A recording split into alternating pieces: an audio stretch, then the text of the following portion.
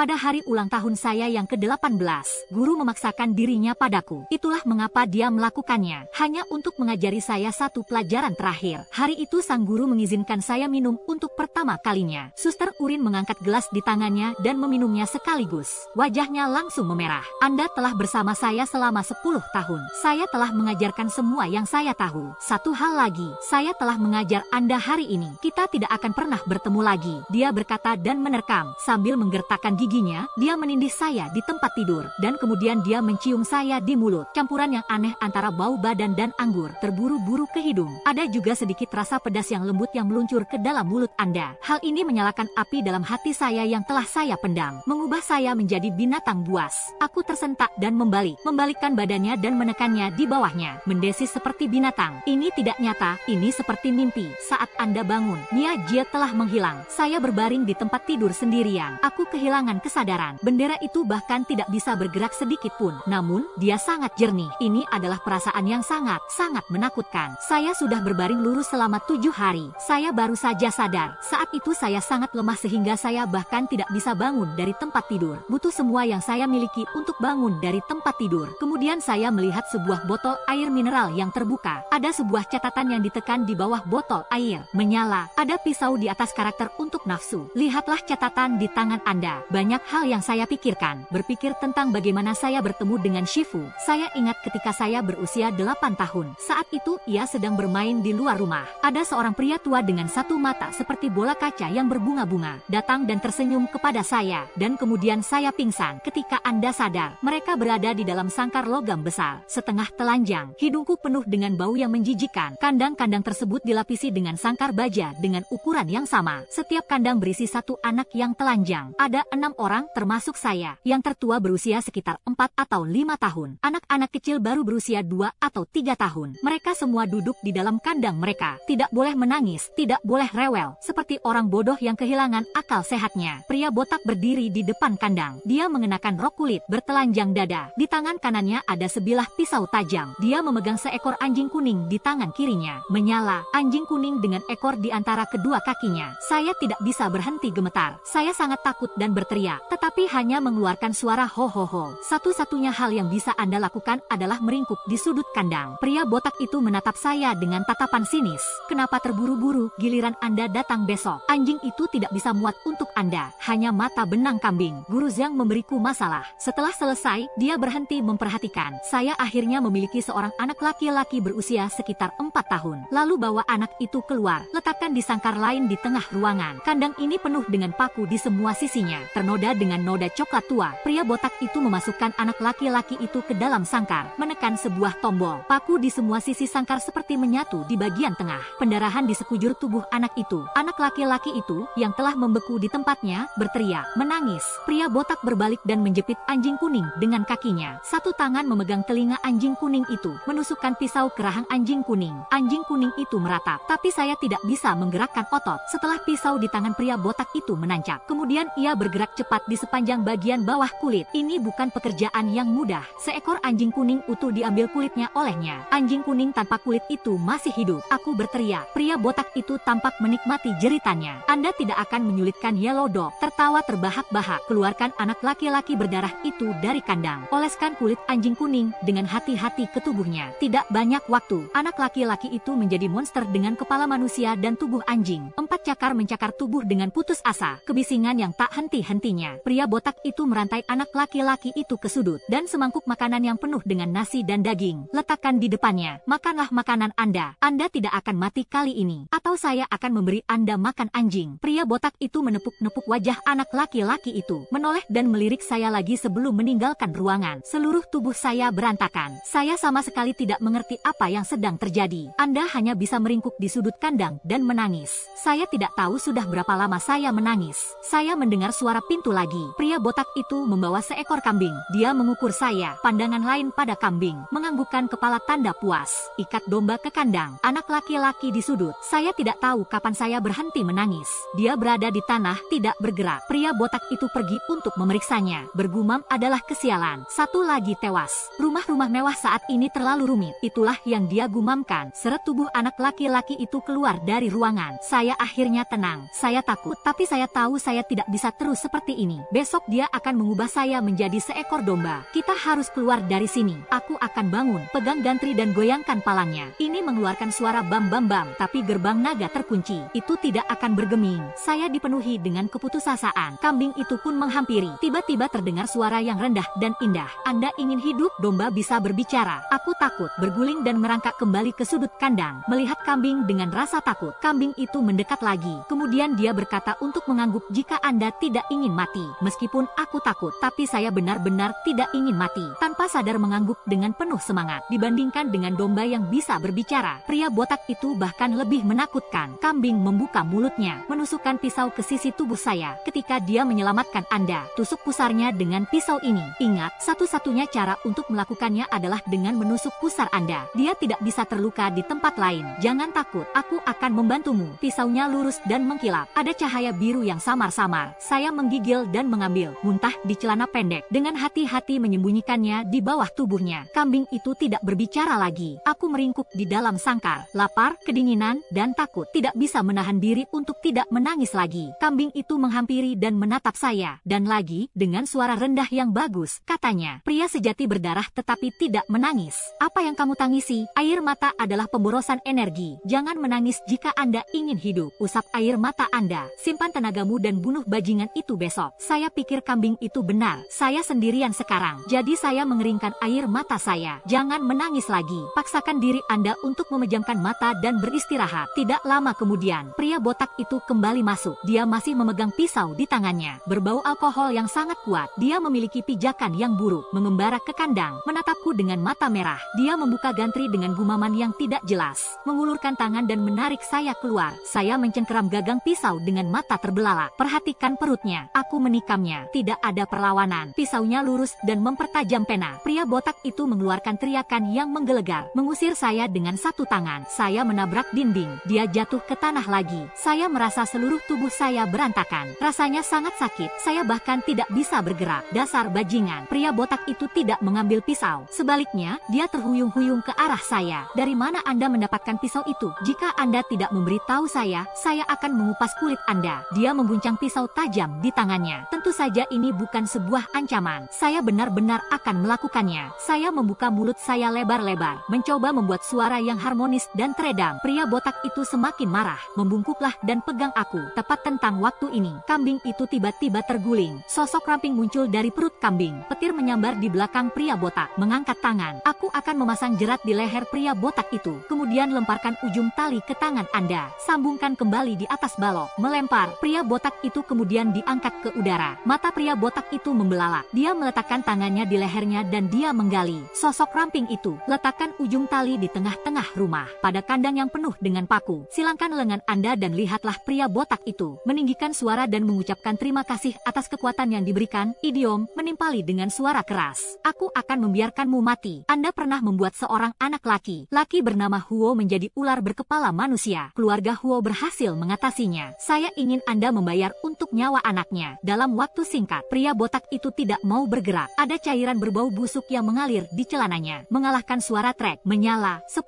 kejahatan tidak bisa dimaafkan. Untung saja kau sudah mati. Dia mengamati tubuh itu untuk beberapa saat lebih lama. Saat itulah dia menarik pisau dari perutnya dan menyimpannya. Berjalanlah ke arahku. Bersandarlah dan lihatlah saya. Matanya begitu besar dan indah. Kembalilah ke sangkar Anda. Saya akan menelepon polisi nanti. Polisi akan mendatangi Anda. Ketika Anda tiba di rumah, Anda bisa menginap di sana. Jangan pergi ke sana sendirian. Sebuah suara yang rendah dan indah terdengar di telinga saya. Saya pikir dia pasti peri dalam cerita itu. Gadis muda itu menggendong saya dalam pelukannya. Tetapi pada saat berikutnya, sebaliknya, ia malah mengeluarkan suara. Turunkan aku lagi. Apakah Anda ingat di mana letak rumah Anda? Apakah ada seseorang dalam keluarga? Ingatlah untuk menganggukkan kepala Anda. Saya membuka mulut saya. Namun, saya merasa pikiran saya kosong. Tidak ingat di mana letak rumah. Saya tidak bisa memikirkan orang lain di rumah. Saya tidak bisa mengingat nama ayah dan ibu saya. Saya bahkan tidak bisa mengingat nama saya sendiri. Saya menatapnya dengan ngeri. Ini hanya menghasilkan suara harmonis.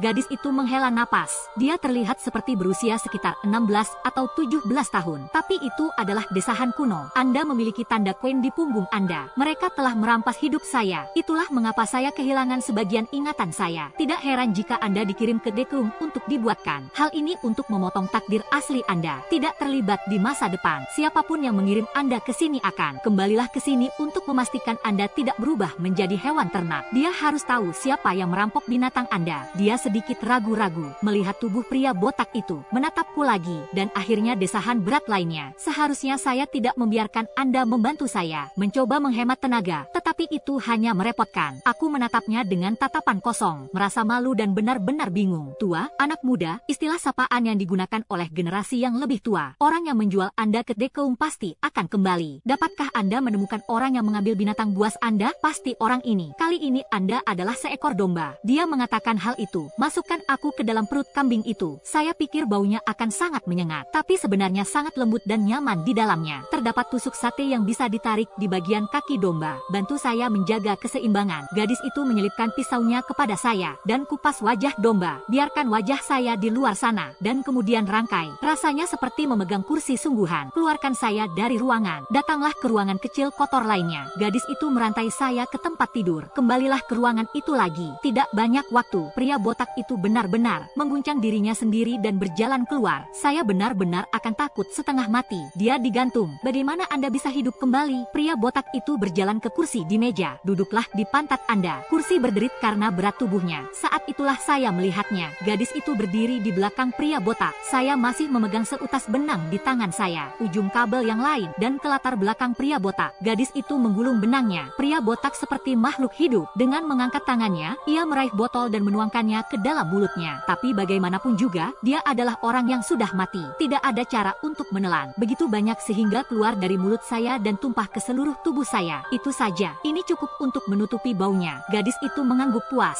dan meringkuk di balik kursi. Dan kemudian ada penantian yang panjang. Saya tidak tahu sudah berapa lama. Ketuk dan masuklah. Biarkan pintu terbuka. Itu adalah sebuah suara di dalam ruangan. Suara itu terdengar persis seperti suara pria botak itu. Gadis di belakang kursi perlahan-lahan melengkungkan tubuhnya. Kami siap untuk menyerang. Pintu didorong perlahan-lahan hingga terbuka. Seorang pria tua yang sudah reyot masuk. Satu mata seperti bola kaca yang berbunga-bunga. Dia melihat sekilas saya dirantai ke tempat tidur dan tertawa. Itu bagus. Pria botak itu meraih botol anggur dan meneguknya. Lambaikan tangan Anda dengan samar dan katakan keluarkan dia dari sini. Jangan ganggu saya di sini. Oke, saya akan membayarnya terlebih dahulu. Apakah Anda mengatakan ya? Tidak mungkin lebih buruk dari milik Anda. Pria tua itu perlahan-lahan mendekati meja, merogoh saku Anda dan mengeluarkan tas kain. Bukalah perlahan-lahan. Kemudian kepada orang botak yang dia angkat, panci besar berisi bubuk putih tumpah. Ini menutupi bagian depan dan belakang kursi. Tubuh gadis itu menjadi lemas, jatuh ke tanah. Meskipun matanya terbuka lebar, tapi saya tidak bisa bergerak. Pria tua itu berjalan perlahan ke arah gadis itu. Berjongkoklah dan lihatlah dia. Dia tertawa mengejek dan berkata, hanya itu yang kamu punya. Kau ingin melawanku? Saya sudah makan lebih banyak garam daripada Anda makan nasi. Anda sangat pandai mendalang. Anda adalah seorang murid dari aliran wayang. Dan menatapnya dan berkata, kau membunuhku. Akan sangat memalukan untuk membunuhmu. Kau sudah mati. Para bujangan malang di pegunungan barat. Anda harus membelinya meskipun Anda harus menjualnya dengan harga yang mahal. Tidak peduli seperti apa Anda akan baik-baik saja jika lengan dan kaki Anda patah. Orang tua itu sedang berbicara. Satu tangan mengulurkan tangan dan menyentuh wajah gadis itu. Turunlah perlahan-lahan. Saya ingin sekali melihatnya. Namun, terkurung di dalam tubuh domba tidak membantu. Cobalah untuk menghentakkan kaki Anda membentur tanah. Hal itu benar-benar menarik perhatian pria tua itu. Saya hampir lupa tentang Anda. Anda sedikit menyebalkan. Kamu tunggu di sini dulu, cantik kecil. Saya akan kembali ke kota ini setelah saya selesai dengan bisnis saya. Orang tua itu melepaskan gadis itu, berbalik dan berjalan ke arah domba dan menyentuhnya. Tidak lama lagi kita akan menguasainya. Membuka perut kambing dan menyeret saya keluar. Saya sudah siap untuk ini. Segera setelah saya melihat wajah tua di depan saya mengangkat pisau dan menikamnya. Tusukan itu tepat mengenai leher pria tua itu. Orang tua itu berteriak dan melepaskannya. Saya terhuyung-huyung mundur beberapa langkah sambil menutupi leher saya. Tampaknya sedang mencoba berlari menuju pintu. Namun, dalam beberapa langkah, ia mengalami kejang dan terjatuh. Saya berlari ke arah gadis itu secepat mungkin. Karena panik, dia mendorongnya, membuat suara yang harmonis. Gadis itu menghibur saya dan berkata, jangan takut. Saya hanya berada di bawah mantranya. Perlu waktu untuk mengatasinya. Saya meremehkan kali ini. Sehang yang bermata bunga telah berkeliling Korea Utara selama bertahun-tahun dan masih bisa lolos. Aku yakin kau punya sesuatu. Saya tidak tidak tahu apa yang harus saya lakukan. Saya harus duduk di sebelah gadis itu. Lihatlah dia dengan khawatir. Gadis itu baik-baik saja meskipun sedang berbaring. Bicaralah padaku. Dalam waktu sekitar 10 menit atau lebih, gadis itu melambat. Dia bangkit dan memeriksa orang tua itu terlebih dahulu. Ambil kembali pisaunya. Dia menoleh ke arah saya dan mengatakan bahwa Blossom Eye sudah mati. Jejaknya rusak. Saya tidak dapat membantu Anda menemukan pembajak binatang itu. Anda memiliki dua pilihan sekarang. Yang pertama adalah menunggu polisi. Yang kedua adalah ikutlah dengan saya. Aku akan mengajarkanmu sesuatu. Ketika saatnya tiba, kami akan pergi dan mendapatkan hidup kami kembali. Tapi akan sulit untuk mengikuti saya. Saya tidak mengerti sepatah kata pun yang dia ucapkan. Tapi saya merasa lebih aman bersamanya. Dan dia menyelamatkan hidup saya. Anda harus memulai dengan mengucapkan terima kasih. Dia berlutut dan bersujud kepadanya 3 kali. Saya samar-samar ingat siapa yang mengatakannya. Bersujud adalah anugerah terbesar. Kenapa kau bersujud? Saya tidak akan menerima Anda sebagai murid. Saya tidak tahu apa itu magang. Lihatlah dia marah. Kehilangan kata-kata. Saya harus melihatnya. Saya dan gadis itu saling berpandangan dengan mata terbelalak selama beberapa saat. Ekspresinya melembut. Dengan sangat tak berdaya, dia mengangkat tangannya dan mengusap kepala saya. Lupakan saja, kami telah memberikan penghormatan kami. Anda tidak bisa kembali beribadah. Itu tidak seperti menyembah langit dan bumi, bukan? Saya akan menjadikan Anda sebagai murid saya. Tapi di luar, Anda hanya bisa memanggil saya Suster Miu. Anda tidak bisa memanggil saya Tuan. Aku hanya mengerti dia. Biar ku panggil dia adik. Mengangguk dengan senang hati. Mulai saat ini, saya telah resmi bergabung dengan Sister Miu. Sudah 10 tahun berlalu. Saya telah mengikuti Suster Miu ke seluruh dunia dalam 10 tahun terakhir. Sampai hari ini, Miu benar-benar memaksakan dirinya pada saya. Saya ingin menangis dan tertawa. Namun pada akhirnya, itu hanyalah sebuah botol air. Saya telah memberi diri saya banyak air. Saudari Miu pergi begitu saja, mengambil semua yang menjadi miliknya. Tidak ada jejak yang tersisa. Untuk perpisahan, saya tidak terlalu sentimental. Selama Anda tidak mati, kita akan bertemu lagi pada akhirnya. Bahkan jika dia tidak ingin bertemu dengan saya akan menemuinya juga. Tapi sekarang, bagi saya, hal yang sangat penting, atau temukan pria yang merampas hidup saya. Saya ingin hidup saya kembali, dan kenangan masa kecil saya yang hilang. Dalam dekade ini, Miu tidak pernah berhenti menyelidiki, dan setiap tahun dia kembali sendirian, jelajahi ibu kota saya selama sebulan. Teknik perampok binatang harus dilakukan di hadapan perampok dan master binatang. Jadi, salah satu kastor dan master harus berada di ibu kota. Miu berpendapat bahwa orang yang tinggal di ibu kota seharusnya menjadi customer, karena merampok binatang buas adalah salah satu dari 360.000 teknik dowsing di mantra teratas dalam pembaruan yang diperpanjang. Mampu menggunakan mantra seperti itu, dia pasti orang yang hebat. Tidak ada yang lebih dari sebuah tamparan di pergelangan tangan di seluruh dunia. Orang berpangkat tinggi semacam ini, untuk menunjukkan dirinya sebagai manusia super, umumnya hanya menerima walk-in, dan jangan pernah keluar dan memberikan layanan kepada orang lain. Setelah investigasi penyamaran yang berkelanjutan, Miao Jia telah mengerucutkan tersangka menjadi 3 orang. Yang harus saya lakukan adalah kembali ke bandara. Pria yang merampas takdir saya, cari tahu dari ketiganya. Namun sebelum itu, saya membutuhkan identitas baru, dan wajah yang benar-benar baru. Menerima pesanan, ini adalah pertarungan antara hidup dan mati. Meskipun sudah 10 tahun berlalu, tetapi kastor akan mengingat seperti apa penampilan saya. Karena selama aku belum mati, ada kemungkinan restitusi. Teknik pembajakan binatang ini, selalu ada satu langkah lagi untuk menjadi kastor yang sempurna. Saya yakin saya akan waspada. Ini juga merupakan alasan mengapa setiap kali Suster Miu kembali ke ibu kota. Alasan mengapa mereka tidak membawa saya bersama mereka. Berjuang untuk bertahan hidup, selalu tentang melakukan apapun yang diperlukan. Ini adalah trik yang kotor, tidak pernah muncul. Menyembunyikan identitas seseorang, menjaga nama baik musuh. Kasus saya adalah yang paling penting. Bertemu langsung dan sebaliknya. Onom, Gemerincing, dari Ubin Mahjong, Deleo. Ini adalah film atau acara TV untuk para amatir. Tidak ada yang mewah tentang pertarungan yang sesungguhnya. Seringkali tidak bersuara, sampai satu sisi mati. Saya bahkan tidak tahu siapa yang akan saya hadapi. Mencoba menipu mereka dengan perubahan. Penyamaran biasa tidak akan berhasil. Ini harus menjadi sesuatu yang eksotis. Dewa pemelihara kerang teratas dalam 36 seni, yang disebut pembimbing bercangkang atas, agama Buddha. Bagian atas adalah identitas.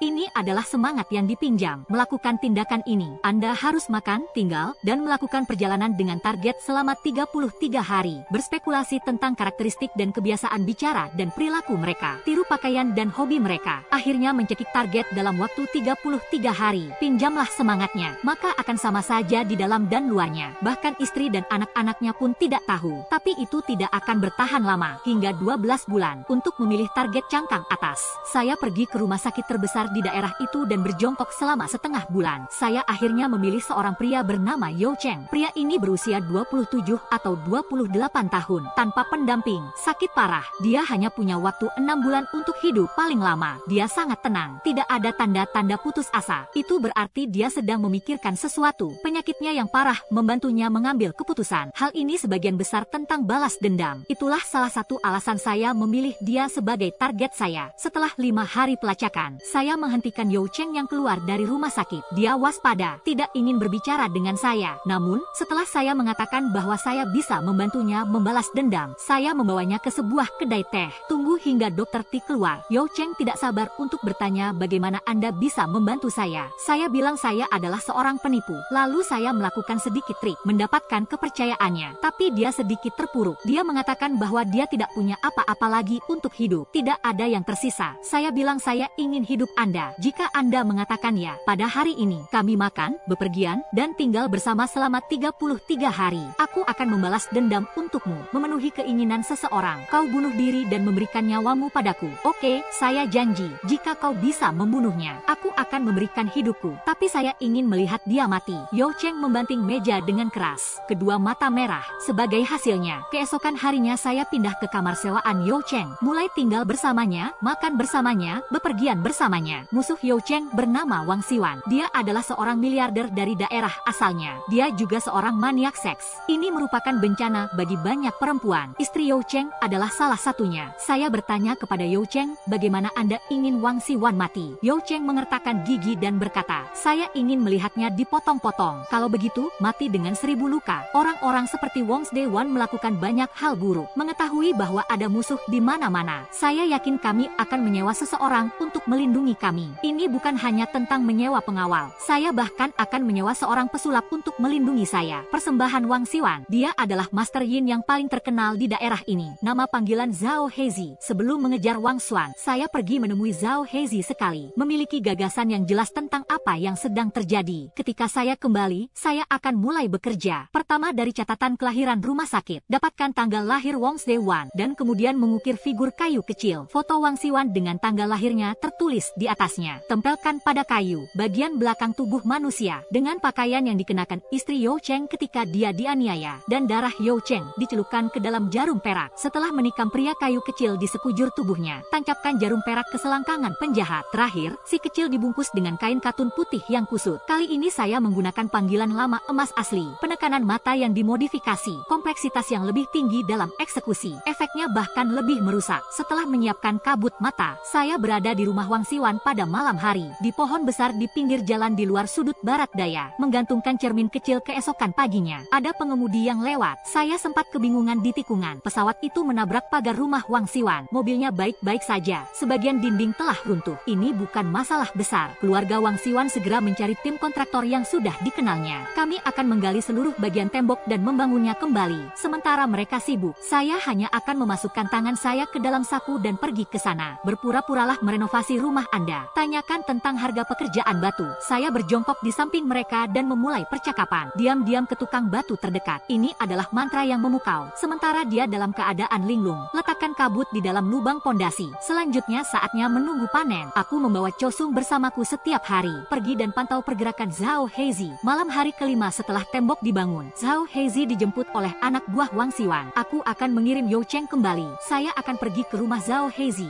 Seret kursi. Saya menemukan sudut yang tidak bisa melihat cahaya, lalu duduk untuk mengambil gambar. Blackie tidak kembali sampai setelah jam 10 malam. Melihat saya duduk di sudut gelap, seluruh tubuh menjadi kaku. Dengan suara bergetar, dia bertanya siapa yang. Saya berbisik bahwa langitnya tinggi dan bukitnya banyak. Semua dewa dan dewi menunjukkan semangat mereka yang sebenarnya. Jauh dari rumah, saya tidak berbakat sebelumnya. Dia punya seorang mentor. Li tidak tahu berapa harga yang harus dibayar. Idiom, Ara tidak tahu berapa harga yang harus dibayar. Gunung dan kuil mana yang Anda sembah? Siapakah sang master lama? Ini adalah cara untuk mengetahui apa yang sedang terjadi di dunia angka. Yang saya maksudkan dengan hal itu adalah memperkenalkan diri saya kepadanya terlebih dahulu. Kemudian tanyakan kepadanya yang mana larasnya. Zhao Hezi tidak langsung membalas. Sebagai gantinya, ada momen hening sejenak. Seluler, katanya saya hanya seorang penipu lokal. Aku bukan gangster. Saya tidak tahu apa yang Anda bicarakan. Saya akan memberitahu Anda bahwa Anda tidak menyalakan lampu saat Anda masuk. Minumlah air dan pergilah. Jelas sekali bahwa Wang Xiwan memiliki sesuatu dalam dirinya. Mencoba keluar keluar dari masalah. Anda tahu apa yang Anda lakukan? Beraninya Anda mengatakan bahwa Anda tidak berkecimpung dalam bisnis ini? Suara Zhao Heizi menelan ludahnya terdengar jelas. Mereka berbicara dengan sedikit ketakutan dalam suara mereka. Saya telah belajar beberapa hal dari Dagu di distrik Xishan. Saya tidak pernah mendapatkan pelajaran formal. Saya meminta Wang Xiwan untuk berkorban untuk Anda. Ini adalah jumlah uang yang banyak setiap tahunnya. Anda ingin pergi ketika sesuatu terjadi. Apakah Anda memiliki hati nurani? Zhao Heizi mengatakan dia akan membantu saya jika dia bisa. Tetapi saya tidak bisa melipat diri saya sendiri jika saya tidak bisa menahannya. Anda memiliki ketertarikan pada sihir tahu luar. Saya tidak ingin terlibat. Saya tertawa melihat karakter Wang Xiwan. Aku akan membiarkanmu pergi. Sekarang dia datang kepada Anda. Itu berarti tidak dapat diselesaikan di rumah sakit. Jika Anda mencoba berlari, dia akan membawa Anda bersamanya. Zhao Heizi terdiam sejenak. Apa yang Anda ingin saya lakukan? Lebih mudah berbicara dengan orang yang cerdas. Jadi saya berkata, saya ingin Anda menunjukkan jalannya. Anda tidak dapat memperbaikinya, tapi Master Bai bisa melakukannya. Sampaikan pesan kepada Guru Bai untukku. Yang saya inginkan hanyalah hidup saya. Jangan menjadi kaya. Setelah tanggal 21, dengarkan yang satu ini. Kita semua mengambil apa yang kita butuhkan. Membereskan segala sesuatu dan tidak menyisakan apapun yang belum terselesaikan. Idiom, menyelesaikan dan tidak menyisakan apapun. Master Bai adalah seorang pria yang terkenal di kota ini. Dikatakan sebagai jalan tol. Kami akan memintanya untuk memeriksa rute Feng Shui untuk gang tersebut. Jangan memulai sampai Anda yakin bahwa Anda sudah aman. Pria ini memiliki nama dan keahlian, tapi juga benar-benar gelap. Saya mengukur bagian bawah tangan saya. Saya telah mengirim kabar bahwa Tuan Bai tidak perlu khawatir menyinggung perasaan penyihir itu. Jika kita tidak memakan kekayaan keluarga Wang, maafkan aku. Bandit Shiraito memang hebat. Sarana dari seni tahu luar. Tidak mengangkat tangan, idiom, menahan diri untuk tidak bergerak adalah sebuah pilihan. Jika Anda melakukannya, Anda akan menghancurkan keluarga Anda. Jangan pernah memberikan kesempatan kepada pihak lain untuk bangkit. Zhao Heizi menggigil. Tapi itu masih sulit. Tunggu hingga hari berikutnya. Zhao Heizi mengunjungi keluarga Wang lagi. Tidak butuh waktu lama bagi Wang untuk memanggil ambulans. Kami akan membawa Wang Xiwan ke ibu kota provinsi. Zhao Heizi pergi dengan mobil. Yao Cheng dan saya tinggal di daerah itu selama 5 hari. Kemudian dia membawanya kembali ke provinsi tersebut. Kali ini, Wang Xiwan telah dirawat di Rumah Sakit Rakyat Provinsi nomor 1.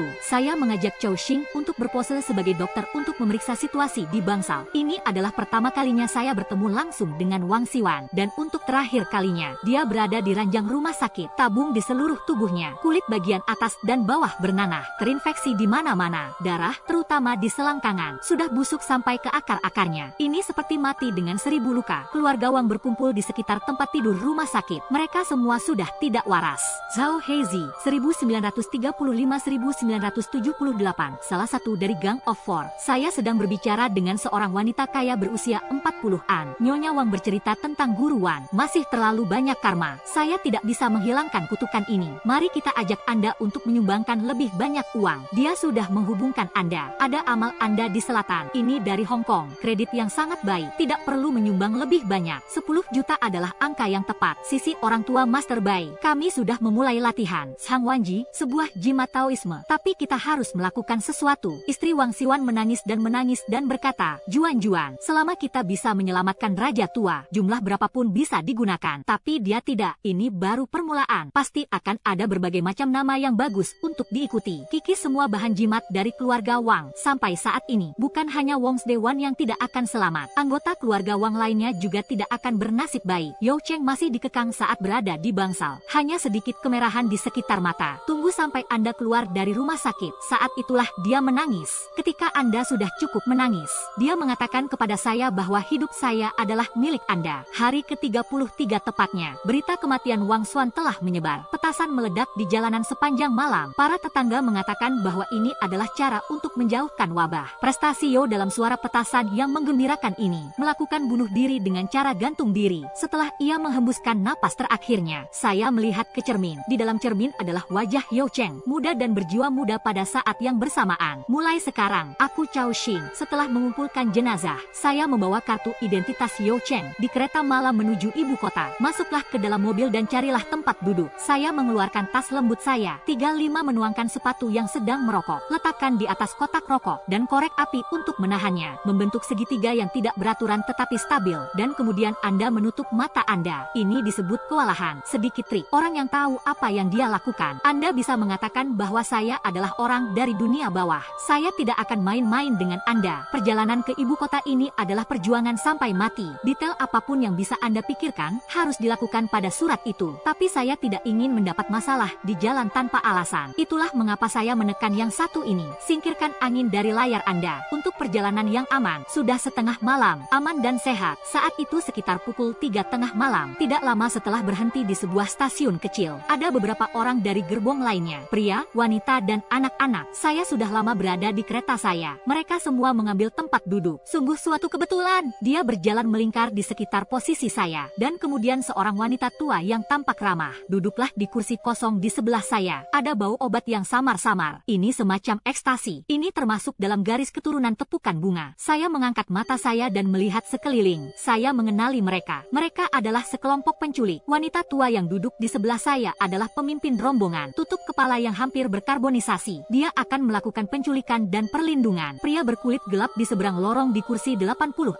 Tinggi dan kuat. Lihatlah kesederhanaan tampilannya. Dapat ditawar. Bahkan, itu adalah pelindung Dharma. Dia bertanggung jawab untuk mencegat Hengzu dan mengawal sabuk bodhisattva. Melindungi setelah keberangkatan. Deretan pria paruh baya bertubuh pendek yang dibalut dengan mantel militer yang compang-camping. Duduk dan bersandarlah di kursi Anda. Menyipitkan mata. Sepertinya sedang tidur siang. Bahkan, diam-diam dia mengamati sekelilingnya. Beritahukan jika ada bahaya di tengah kerumunan. Apakah cocok untuk membuka bisnis untuk menyentuh harta karun? Bagaimana Lohan? Pengintai khusus diidentifikasi oleh polisi kota. Terutama jika Anda yakin dengan target Anda. Apakah itu Raiko yang bermutasi? Ada 3 wanita paruh baya berusia 30-an tahun lebih lanjut. Mereka semua berpakaian seperti ibu rumah tangga petani. Saya sudah mengobrol dengan kasar sejak saya duduk. Orang tua adalah wanita naga yang membawa kursi sedan. Setelah bodhisattva mengambil perlindungan, mereka akan datang dan memulai perkelahian. Mengeruhkan air, sarana perlindungan, penculikan anak. Mereka memperhatikan anak gemuk yang digendong oleh pasangan muda di seberang jalan. Anak yang gemuk ini bertulang rata. Kimensian Wan alias pil berisi gas, pengobatan Tiongkok. Ini adalah yang terbaik dari yang terbaik di mata penculik. Jika kami dapat menemukan pembeli yang tepat, setidaknya mulai dari 50.000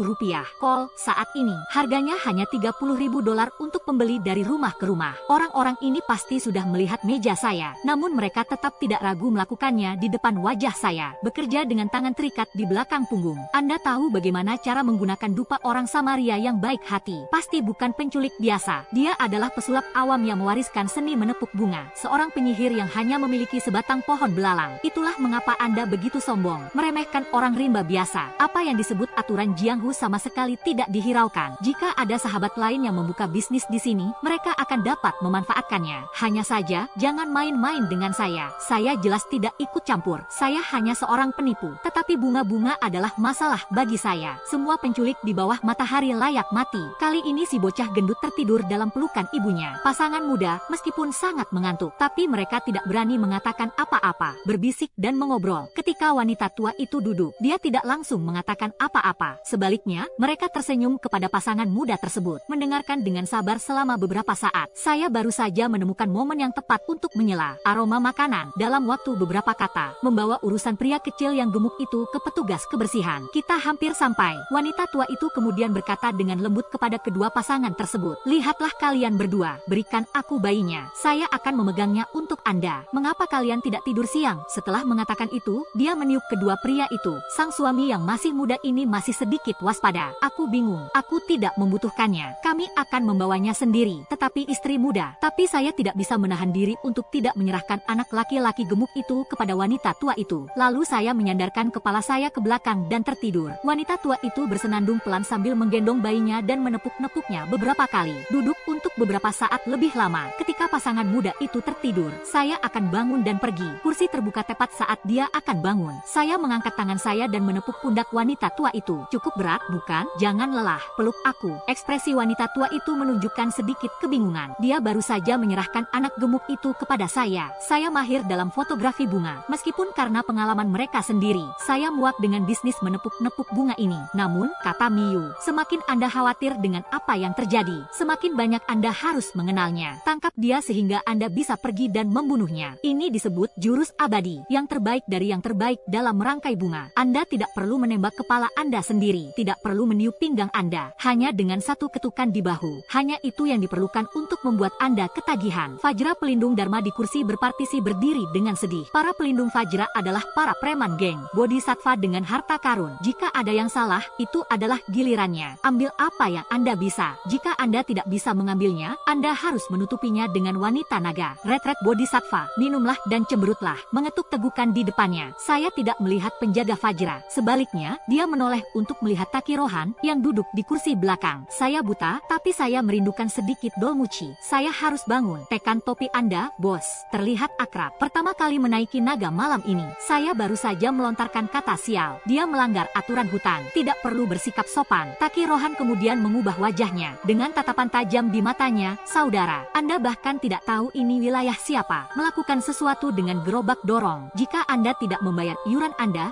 tidak bisa lolos. Berapa berat tumpukan ini? Fajra pelindung Dharma akan segera bergerak. Saya mengambil rokok yang sudah ada di tempat rokok sepanjang jalan. Buang ke dalam mulut. Nyalakan dan tarik napas dalam-dalam. Garis panjang asap putih. Li. Jalan mengulurkan tangan dan menyuruh anak pergi. Idiom. V. Memberikan hadiah yang akan membantu orang lain. Sebuah berkah yang terselubung. Rumah Kaisar. Anda berada di kolom mana? Tersedak asapnya. Dharmakaya dan Fajra pelindung Dharma. Mereka semua memberikan tatapan tercengang. Aku akan berdiri. Menepuk pundak mereka secara bergantian. Dari laporan, kata ini oleh Dong Rohaner. Ini untuk Anda para bodhisattva tua. Biarkan dia tahu dia terbuat dari apa. Kembalilah padaku. Nama saya Yao Cheng dan saya akan membuka restoran di ibu kota. Sekarang saatnya Anda keluar dari mobil. Dolmuci Rohan menatap kosong dan melanjutkan. Para pelindung Fajra mengikutinya seperti mayat berjalan. Dan kemudian Nayabo bangkit perlahan-lahan. Dia terlihat sedikit kesulitan, tapi tidak bisa mengendalikan tindakannya. Ekspresi ketakutan di wajahnya. Sorot mata saya memohon. Ini adalah teknik Taoisme sejati yang telah diwariskan kepada kita. Begitulah cara kami dapat menjaga benang merah kejelasan. Sayangnya, hanya itu yang bisa dilakukan. Dibutuhkan banyak keterampilan untuk membuat perbedaan. Dia tidak bisa mengalahkan saya. Ini adalah jalan buntu. Saya tersenyum padanya dan berkata, Bibi, apa kau sudah sampai di stasiun? Deborah terlihat putus asa, terhuyung-huyung berdiri, melindungi debu pelindung Dharma Fajra dan Dolmu Lohan. Bergerak maju, ketiga naga betina dengan kaki terangkat saling berpandangan satu sama lain. Saya tidak tahu apa yang terjadi. Kemudian dia berdiri dan berjalan pergi. Ini disebut mengirim tamu melalui udara. Aroma orang baik di dalamnya adalah ketergantungan yang menipu pada telinga. Ini juga merupakan festival yang mematikan. Bubuk dalam rokok itu sendiri bukanlah tahayul. Sebaliknya, ini menjernihkan pikiran. Tapi itu tidak cocok dengan dupa orang Samaria yang baik hati. Aku tersenyum. Kembalilah ke tempat duduk Anda. Saya melihat ke bawah dan melihat anak gemuk itu. Dia menatap saya dengan mata yang besar dan gelap. Melihatku menatapnya. Sebaliknya, dia malah menyeringai. Bocah gendut itu menunggu beberapa saat. Saya tidak mendapatkan tanggapan. Saya ingin menangis saat tersenyum. Tiba-tiba sebuah Brambo Behat mengulurkan tangan kepadanya dan berguncang. Lampu Dangla menarik perhatian anak gemuk ini. Dia mengulurkan tangan dengan roti kecilnya dan mengambilnya. Saya menoleh, melihat seorang pria paruh baya yang gemuk, duduk di tempat yang sama dengan bodhisattva dengan harta karun tadi. Dia berpakaian seperti seorang pejabat kota, memiliki perut yang bulat misalnya pada bayi, rambut disisir dengan rapi, dan sepasang kacamata hitam. Dengan mainan di tangannya, memiliki senyum di wajah seseorang. Nama Li adalah Liu Liu Aijun. Hao Yelong memulai bisnis kecil-kecilan. Apa yang Anda sebut saudara? Dia berkata, sambil menggosok-gosokkan jari-jarinya pada mainan itu. Wajah sekop poker di bawah stick drum. Ini curang. Dia naik ke bus pada pukul 10.25.